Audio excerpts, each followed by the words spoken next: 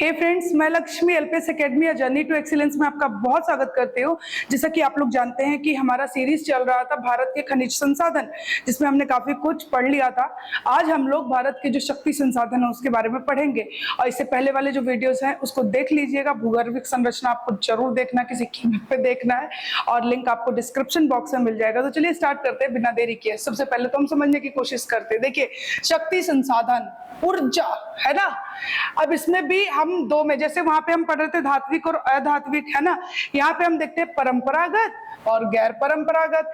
परंपरागत ऊर्जा स्रोत यानी कि जिसका मानव बहुत ही लंबे समय से उपयोग करता आ रहा है। इसमें कौन कौन आता है? कोल आता है, पेट्रोलियम आता है, नेचुरल गैस आता है, परमाणु ऊर्जा, जल ऊर्जा वगैरह आता है। तो कोयला, पेट्रोलियम, प्राकृतिक गैस, परमाणु ऊर्जा, जल ऊर्जा।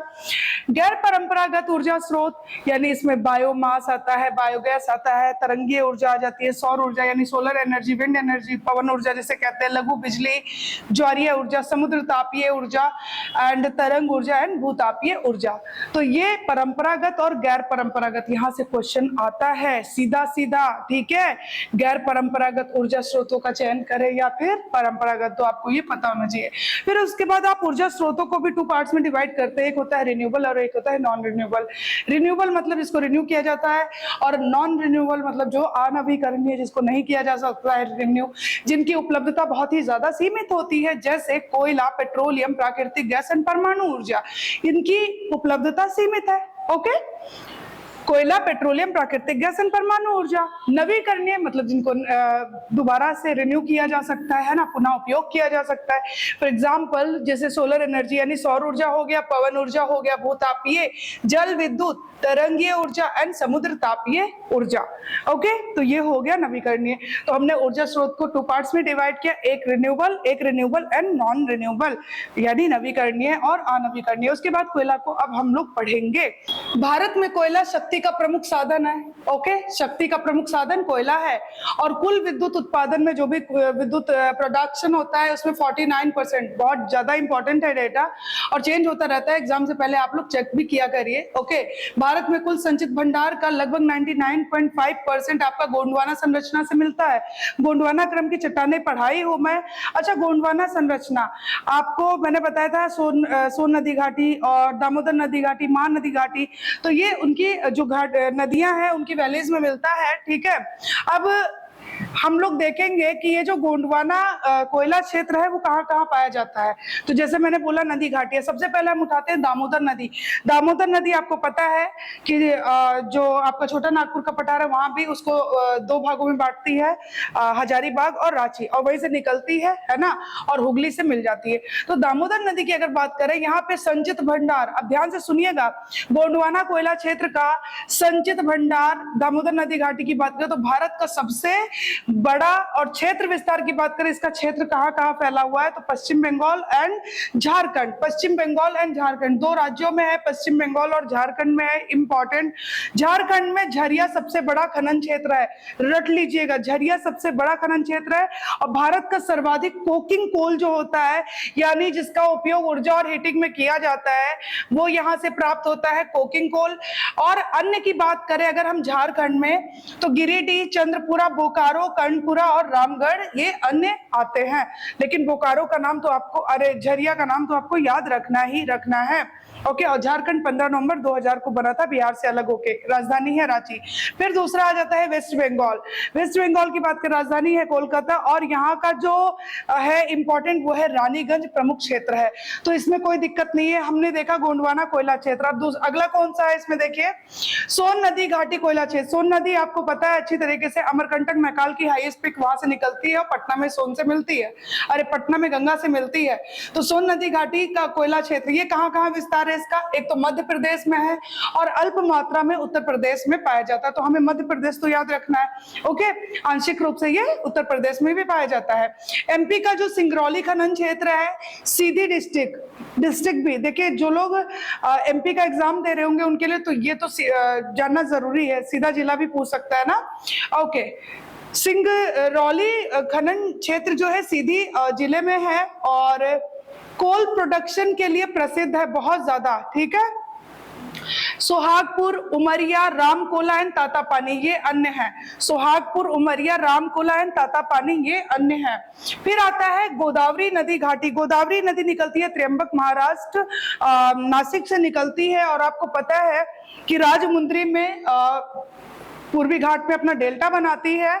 अब देखिए गोदावरी नदी घाटी, अब इसका विस्तार गोदावरी नदी घाटी कोयला क्षेत्र, ये पूरा नाम है, ओके। इसका विस्तार तेलंगाना और Karimnagar and Warangal and Khammam, okay. तो विस्तार कहाँ पे है? तेलंगाना, खम्मम, करीमनगर, वारंगल। अच्छा, तंदूर और सस्ती, ये दोनों जगह है, तंदूर और सस्ती, ये आदिलाबाद डिस्ट्रिक्ट वहां पर है, खनन क्षेत्र, तो इनका भी नाम याद रखिएगा, इंपॉर्टेंट है, तंदूर एंड सस्ती। फिर देखिए एक आता है सिंगरेनी, क्या बोला मैंने? Singareni, Khammam district, Telangana, okay. ये कोयला क्षेत्र भी प्रसिद्ध है काफी। तो गोदावरी नदी घाटी आपने देखा, ओके। चलिए, महानदी घाटी कोयला क्षेत्र, महानदी घाटी कोयला क्षेत्र इंपॉर्टेंट, विस्तार कहाँ पे है? छत्तीसगढ़ और उड़ीसा, है ना। इसकी जो घाटी है वहां पे आपको बेसिन है, वहां उसको क्या बोलते हैं? धान का कटोरा बोलते हैं ना छत्तीसगढ़ में, ठीक है।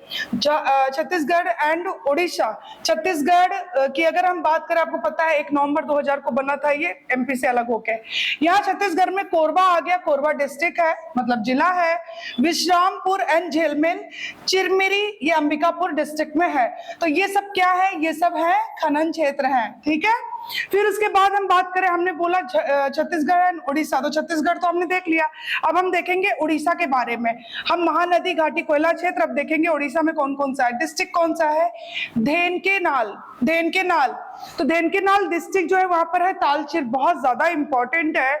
और फिर उसके बाद आता है रामपुर हिंगीर, संबलपुर डिस्ट्रिक्ट में, रामपुर हिंगीर, संबलपुर डिस्ट्रिक्ट में, ओके। तालचेर की अगर बात करें, महानदी के नॉर्थ में, एक्चुअल में अगर एकदम एग्जैक्ट इसका लोकेशन आप लोग पूछो तो ये ब्राह्मणी नदी घाटी में है, ठीक है। फिर आता है वर्धा नदी, वर्धा नदी घाटी कोयला क्षेत्र। वर्धा किसकी सहायक है? गोदावरी की, है ना। विस्तार इसका महाराष्ट्र का जो चंद्रपुर है और यवतमाल और नागपुर, ये जो है इसके प्रोडक्शन क्षेत्र है, उत्पादन क्षेत्र है, इंपॉर्टेंट है वर्धा नदी घाटी कोयला क्षेत्र। फिर उसके बाद खनन क्षेत्र की अगर बात करें, ये प्रोडक्शन क्षेत्र है। खनन क्षेत्र की बात करें, वल्लारपुर जिला यवतमाल है एंड कामपट्टी नागपुर जिला है, इंपॉर्टेंट है वर्धा नदी घाटी कोल क्षेत्र। फिर आ जाइए सतपुड़ा कोयला क्षेत्र। सतपुड़ा कोयला क्षेत्र है, इसके अंतर्गत आता है महापानी, एमपी में है, और जिला नरसिंहपुर है। प्रमुख खनन क्षेत्र यही है, इसको रख लीजिएगा, ओके। कानन घाटी के अंतर्गत आता है, ये भी इंपॉर्टेंट है। दोरबारी प्रसिद्ध है खनन क्षेत्र, तो कानन घाटी के अंतर्गत दोरबारी प्रसिद्ध क्षेत्र है, ये खनन क्षेत्र है, ठीक है। यहाँ पे माइनिंग होती है। चलिए, पेंच घाटी, तो ये पाथरखेड़ा, पेंच घाटी, पाथरखेड़ा, बैतूल डिस्ट्रिक्ट, जिला है बैतूल, है ना, ठीक है। राजमहल कोयला क्षेत्र, राजमहल कोयला क्षेत्र झारखंड के नॉर्थ ईस्ट सीमा पर है। ललमटिया प्रमुख खनन क्षेत्र है यहाँ का। तो ये ललमटिया कहाँ है? तो आपके दिमाग में झारखंड होना चाहिए, ओके। चलिए आगे देखते हैं हम लोग। कोयला के प्रमुख प्रकार भी देख लेते हैं।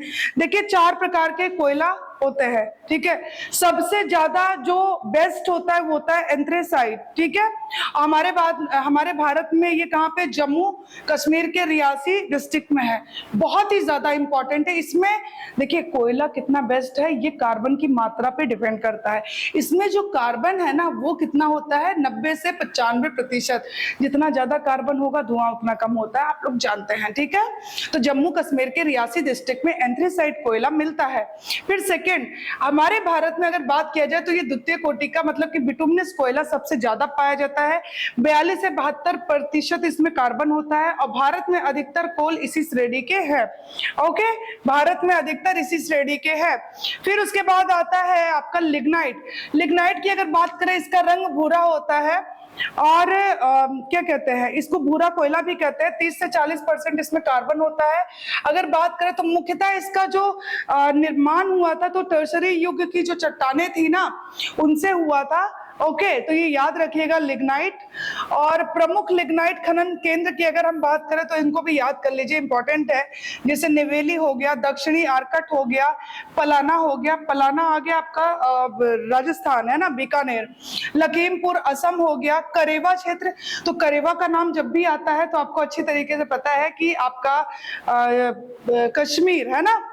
ओके, तमिलनाडु हो गया। और आपको एक चीज और बताती हूँ, कुल लिग्नाइट का जितना भी टोटल 100% ही होता है ना, तो 100% में 79% आपका तमिलनाडु में होता है, ये इंपॉर्टेंट है।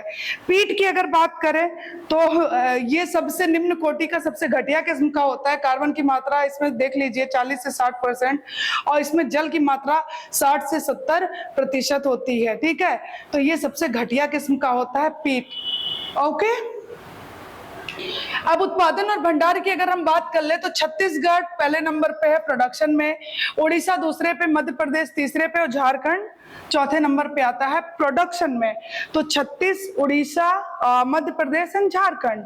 ओके, फिर आ जाइए भंडार की बात करें, रिजर्व की बात करें, उड़ीसा नंबर 1 पे है, झारखंड सेकंड, छत्तीसगढ़ थर्ड पे है, फोर्थ है वेस्ट बंगाल एंड फिफ्थ है एमपी, मध्य प्रदेश।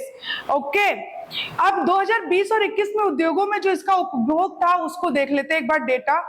इधर लिखा हुआ है उद्योग और इधर लिखा है खपत। तो बिजली उद्योग में इसका खपत था 83.18%, 83.18%, एंड लौह इस्पात में इसका जो खपत था वो था 1.2%, स्पंज आयरन में 1.38%, सीमेंट में 0.98%, उर्वरक में 0.22%, एंड अदर जो अन्य है उसमें 11 यानी कि 11.9%। ठीक है, ये खपत था कोयले का। तो हमने आज कोयले को काफी डीप में पढ़ा, और अच्छे से पढ़िए। उम्मीद करती हूँ कि आपको वीडियो अच्छा लगेगा। मिलते हैं फिर नेक्स्ट वीडियो में। Thank you so much.